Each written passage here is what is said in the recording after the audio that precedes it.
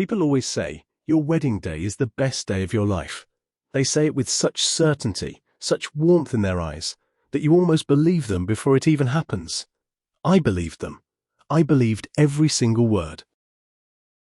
My name is Natalie Brennan, or rather, it was Natalie Brennan, until the afternoon of September 14th, when I stood in a hotel ballroom surrounded by 200 people who watched my entire life collapse in real time. What happened that day was not a tragedy that fell upon me from the sky. It was a disaster I built with my own two hands, brick by reckless brick, and then set on fire. I want to tell you the truth of it, all of it. Not the cleaned-up version, not the one where I'm a helpless victim of circumstance or a woman who was simply misunderstood. The real version. Because I've been carrying it for 3 years now, and the weight has become unbearable. I met Owen Calloway when I was 26 years old and working as a marketing coordinator for a mid-sized architecture firm in Chicago. He was the kind of man who filled up a room. Not loudly, not with arrogance, but with this quiet, steady presence that made everyone around him feel more grounded. He was 31, a civil engineer, and he had these dark brown eyes that held your gaze like they were genuinely interested in every word you were saying. I fell for him embarrassingly fast. We dated for 2 years before he proposed. By that point, I knew his family well enough to feel comfortable at their holiday dinners, to know that his mother, Paulette, kept peppermints in her cardigan pocket and cried at every commercial that featured a dog. I knew that Owen's father, Gerald, had remarried a woman named Connie when Owen was in his mid-20s, and that Connie had a son from her first marriage named Ryder. Ryder Voss. I need you to understand something about Ryder before I go any further. He was the kind of person who existed at a frequency that made you slightly uncomfortable, like a sound just below hearing that you couldn't name but couldn't ignore. He was 28, dark-haired, with a restless energy that Owen didn't share. Where Owen was steady, Ryder was volatile. Where Owen was warm, Ryder was magnetic in a way that felt almost dangerous. They were not close. There was a strained politeness between them, the kind that comes from being forced into family proximity without genuine connection. Ryder had a habit of watching me, not in a leering, obvious way, subtly. At Christmas dinner, across the table. At Gerald and Connie's backyard barbecues. A glance held a second longer than necessary. A smile that curved at one corner like it was keeping a secret. I told myself it didn't mean anything. I told myself I was imagining it, that it was just his nature, that Ryder looked at everyone that way. I was lying to myself, and somewhere deep down I knew it. The engagement period was wonderful and overwhelming in equal measure. Owen and I had been living together for a year, and planning the wedding consumed us.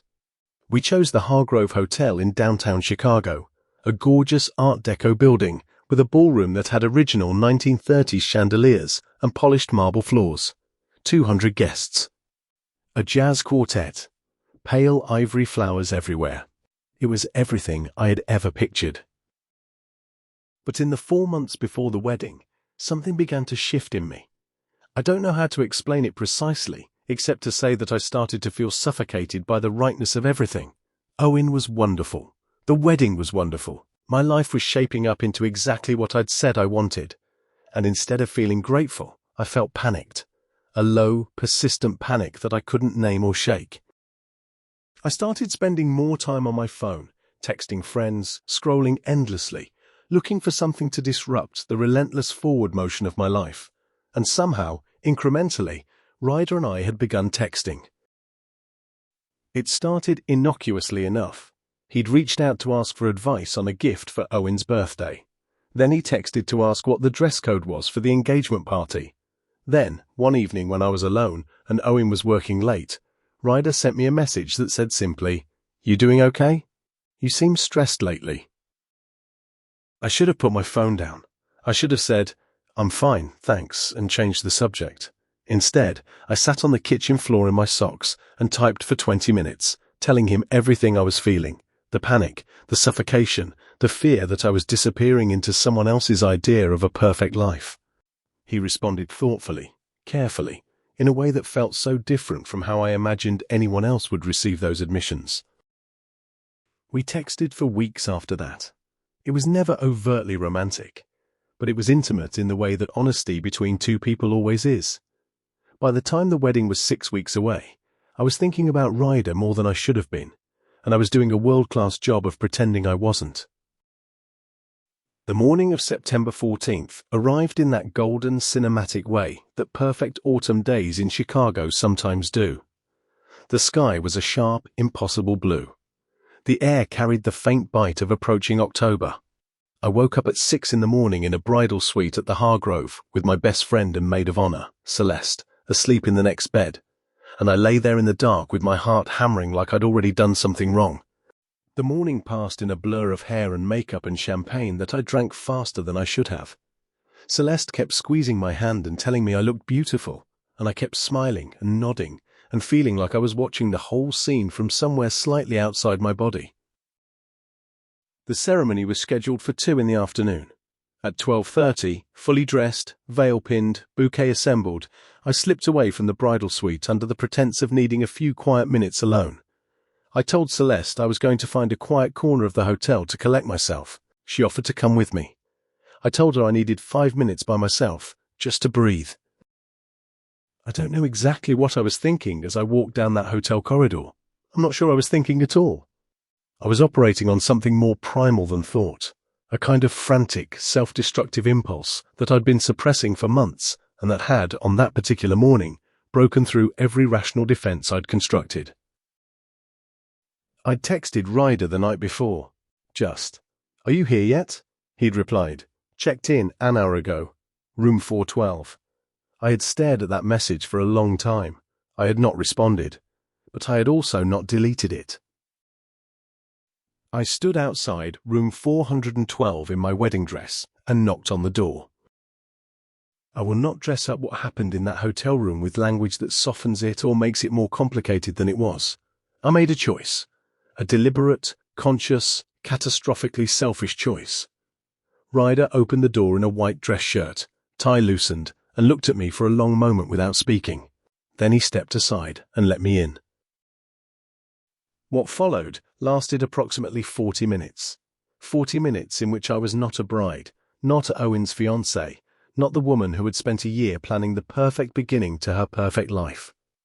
I was just a person giving in to something ugly and desperate that I should have examined and addressed long before it reached this point. When it was over, I stood in the bathroom and looked at myself in the mirror for a full minute. My veil was still pinned to my hair. My dress was intact. I had been careful in the way that people are careful when they want to preserve the illusion that nothing has changed. But my face told a different story. I looked like someone who had just made an irreversible mistake and was only now beginning to comprehend the scale of it. I straightened myself, walked back out through the room without looking at Ryder directly, and said, "This didn't happen." He said nothing. He was sitting on the edge of the bed, and he watched me walk to the door with an expression I couldn't read. I went back to the bridal suite. The ceremony was beautiful. That's the grotesque part of this story. The ceremony was genuinely, achingly beautiful. Owen stood at the altar in his charcoal suit with that quiet, steady expression I had loved for 3 years, and when I walked toward him on my father's arm, his eyes filled with tears.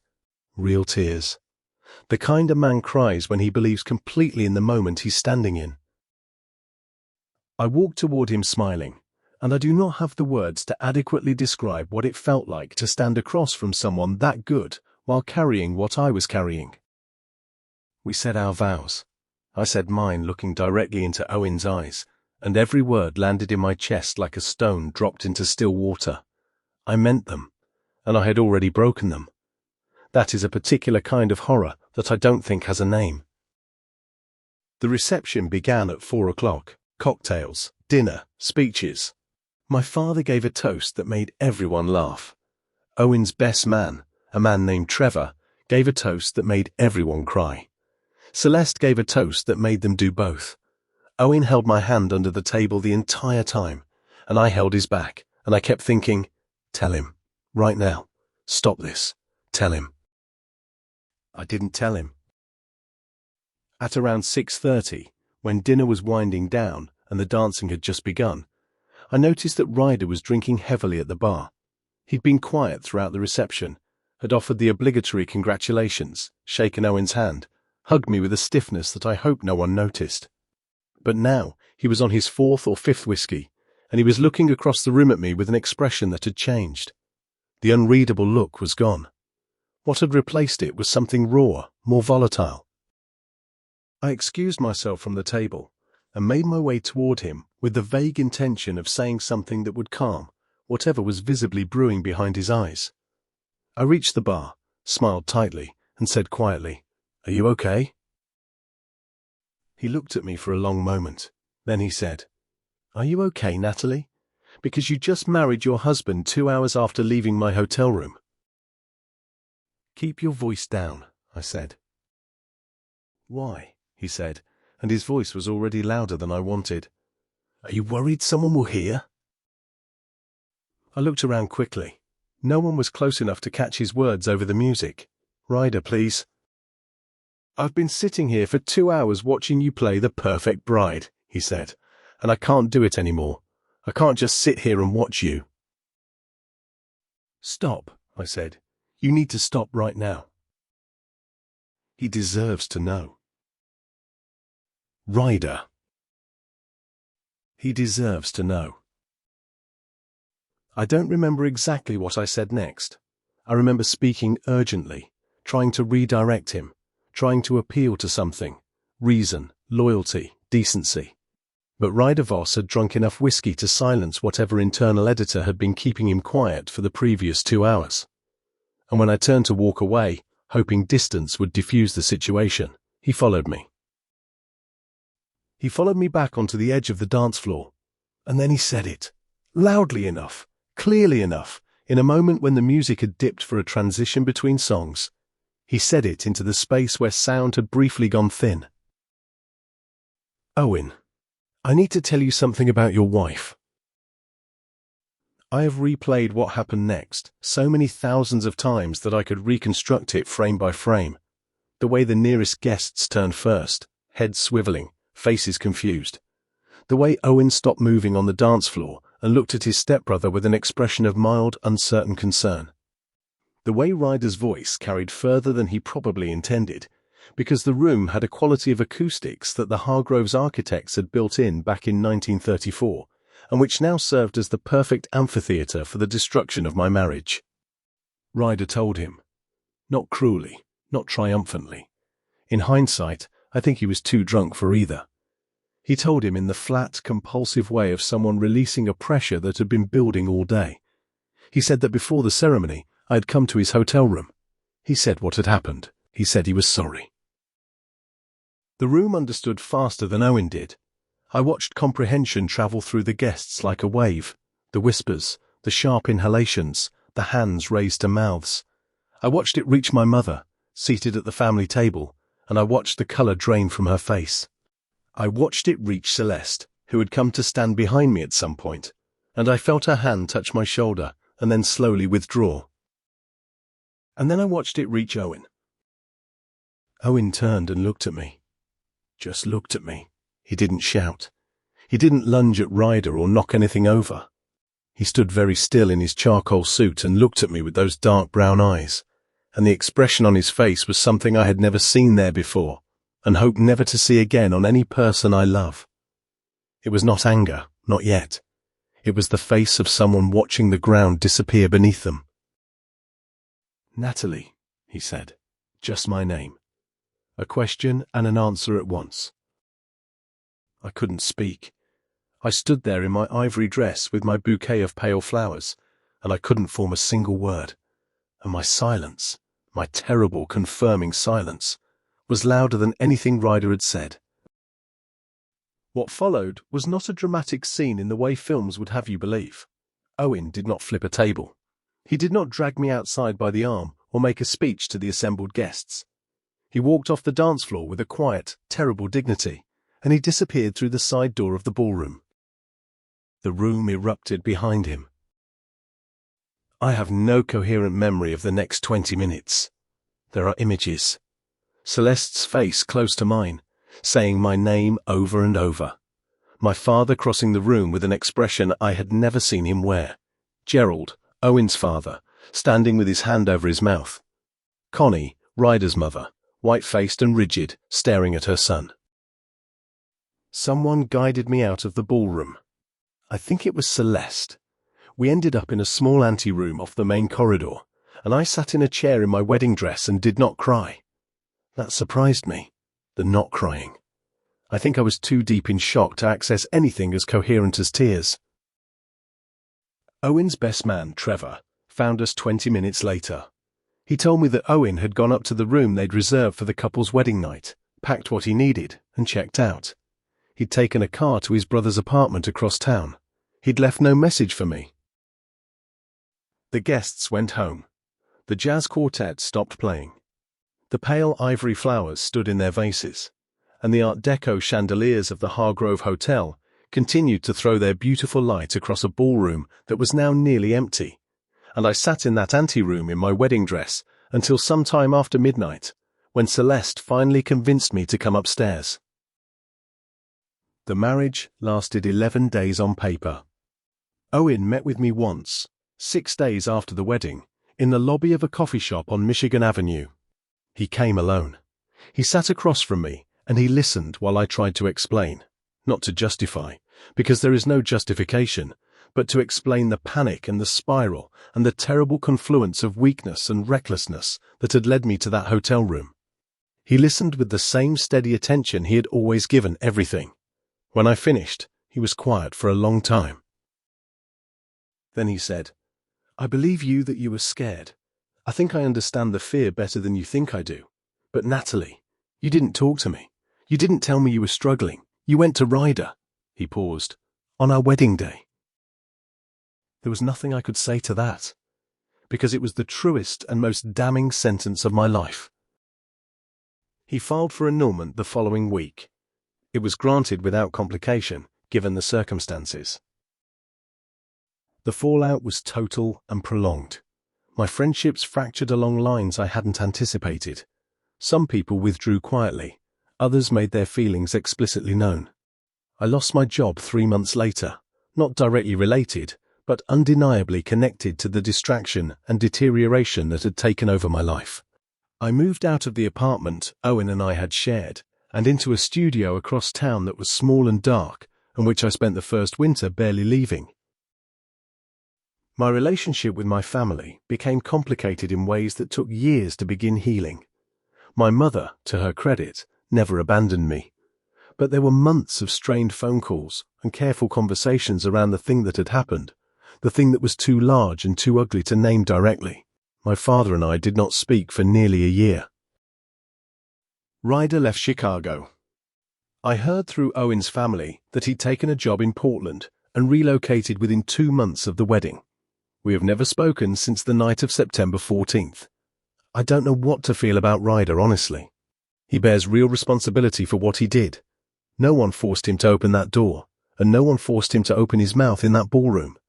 But he also told the truth, and the truth needed telling. Even if his reasons were tangled and impure, the act of telling it was not wrong. Owen deserved to know.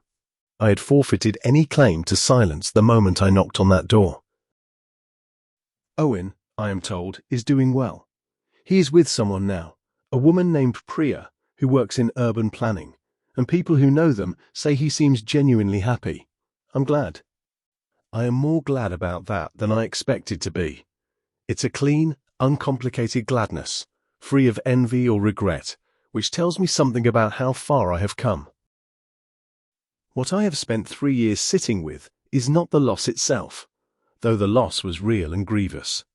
What I have been sitting with is the question of who I was on that morning, who I was that could stand in a bridal suite, dressed in ivory, 45 minutes from marrying a man I loved, and walk down a hallway and knock on a door.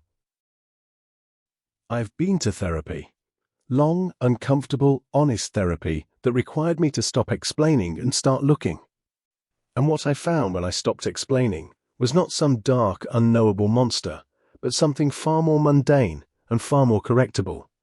I found a woman who had never learned to sit with discomfort, who had grown up managing fear by running toward whatever offered the most immediate feeling of control, of agency, of aliveness, who had confused recklessness with courage and thrill-seeking with depth, who, when confronted with the vast and terrifying reality of a good life with a good person, had panicked and grabbed for something destructive because destruction at least felt like doing something. It's not a flattering portrait, but it's an honest one. I am 32 now. I live in a different apartment, a better one, with light in the mornings and a small balcony where I drink coffee and read. I am not with anyone, and I am, for the first time, genuinely okay with that. I have relationships I've rebuilt and a few I've accepted as permanently altered. I work for a non-profit now, doing communications work I find meaningful. My life is quieter than it used to be. I have learned, slowly and with great difficulty, how to sit with the quietness instead of running from it. I'm telling this story because I have met, in the years since, more women than I expected who recognize something in it. Not the specifics, the wedding day, the dramatic exposure, but the underlying architecture. The way fear of a good thing can become its own kind of destruction. The way intimacy, when it becomes real and binding and permanent, can trigger an almost animal panic in people who have never examined their own relationship with commitment. I'm not offering this as an excuse. There is no excuse. Owen was real, and what I did to him was real, and the harm of it was real. But shame, I have learned, is not the same as accountability. Shame keeps you circling the wound.